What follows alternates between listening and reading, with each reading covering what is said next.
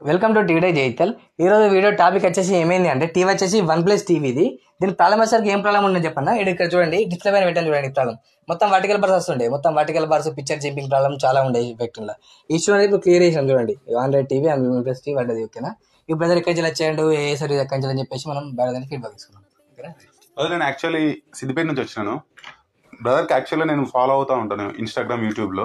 కాకపోతే brother number తీసుకొని నేను మెసేజ్ చేసిన. యాక్చువల్గా ఫోన్ చేస్తే ఫోన్ అనేది బిజీ టోన్ వస్తుంది. ఐ మీన్ బిజీ ఉంటున్నాడు, లిఫ్ట్ చేయట్లేదు. నేను వాట్సాప్లో రిప్లై ఇచ్చినాను. నేను నా మెసేజ్ పెడితే అన్న నాకు మళ్ళీ రిప్లై ఇచ్చిండు.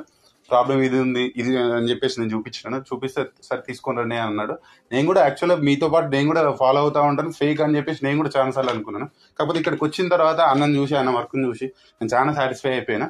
నాకు మళ్ళీ ఇంకోటి ఏంటంటే నాకు దగ్గరలో ఉంది కాబట్టి, నాకు సిద్దిపేటనే కాబట్టి జైతల్ నాకు అంతా 100 కిలోమీటర్స్ ఫార్ అవే ఉంటుంది.